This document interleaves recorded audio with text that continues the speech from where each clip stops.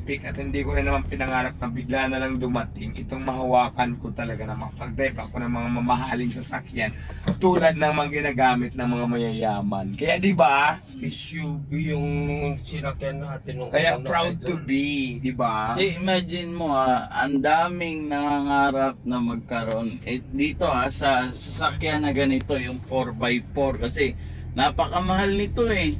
Yes. Ang daming nangangarap pero isa ka talaga sa pinalad. Kaya anong masasabi mo doon? Yun ang sinasabi ko, pag nangarap kayo, huwag sumuko. Kung nadapaman kayo, bumangon ulit at lalo nyo panggalingan. Kasi pag sumuko kayo, hindi nyo ma-achieve o hindi nyo makakamit yung pangarap na gusto nyo. Diba? Dahil hindi naman tayo nagkaroon niyan before dati. So ang layo nga lang ng sitwasyon natin ngayon. Kasi dati, ang alam ko nagkakaroon lang yan nakapag-drive yung mga mayayaman. Pero proud ako in myself at saka isang malaking karangalan dahil isa ako sa mga napili para mabigyan ng pagkakataon pa na din sa buhay, di ba? So, napakagandang opportunity yun sa akin, di ba? So, alam niyo naman siguro ang history ko. From ilalim ng tulay, nangangalakal, ng construction worker. Dati nanonood lang ako, nakikita ko na yung masasakyan na dumadaan sa taas ng tulay ko. Pero ang hindi ko talaga in-expect at hindi ko rin naman pinangarap na bigla na lang dumating itong mahawakan ko talaga na makapag-drive ako ng mga mamahaling sasakyan tulad ng mga ginagamit ng mga mayayaman. Kaya di ba? SUV yung sinakyan natin nung Kaya una, proud idol. to be, di ba? Kasi imagine mo ang daming nangangarap na magkaroon. Dito sa sasakyan na ganito, yung 4x4 kasi napakamahal nito eh. Yes. Ang daming nangarap pero isa ka talaga sa pinalad. Kaya anong masasabi mo doon? Yun ang sinasabi ko, pag nangarap kayo, huwag sumuko.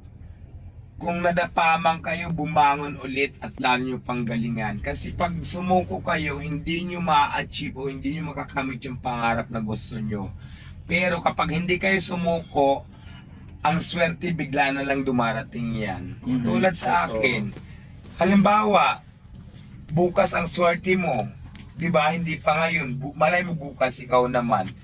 Pag sumuko ka ngayon, di mo na ma-achieve yung pangarap mo. Kaya gulang. Go with more. Ayan. Diba? Pero anong masasabi mo sa mga tao? Kasi especially talaga mga tao ang isa sa mga sumusuporta sa'yo. Anong masasabi mo sa kanila?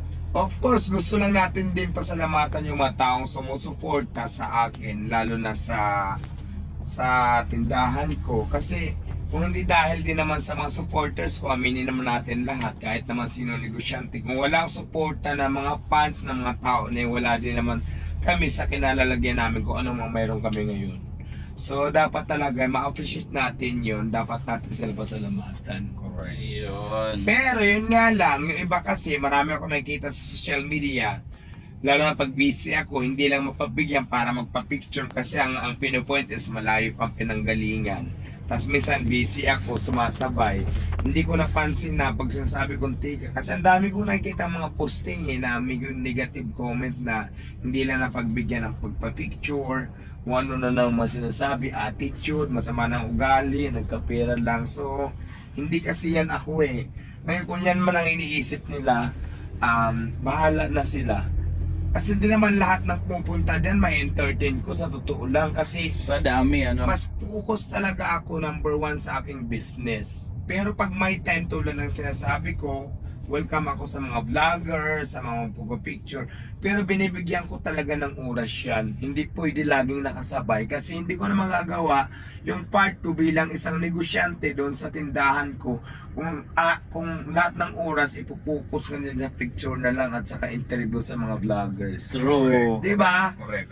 May time yan, may time O para may time dyan. talaga para dyan. Kaya yung iba nakikita ko, hindi na ako nagko-comment. Hinayaan ko na lang sila. So ang kailangan lang natin dito, mag-unawaan siguro tayo. Kasi ako, na-appreciate ko yung effort kung saan manggaling kayong lugar, pumunta sa akin para supportahan ako, makapagpapicture niya din. Pero niya kasi minsan bad mood, minsan pagod, nagkakaroon lang siguro talaga ng time na hindi mo lang na-timingan, hindi mo lang na-chimpuan. So ganyan naman nangyayari dyan kasi ang dami yung mga viral post na ay tika lang, gumagano ako, tika lang. Yes. Kasi busy ako, minsan gumagano ako, minsan binibigyan nila, minsan kinakat kung ano talaga yung totoo. Oo. Tapos, sinasabi na, yun nga, mga negative comment nila na hindi ko alam.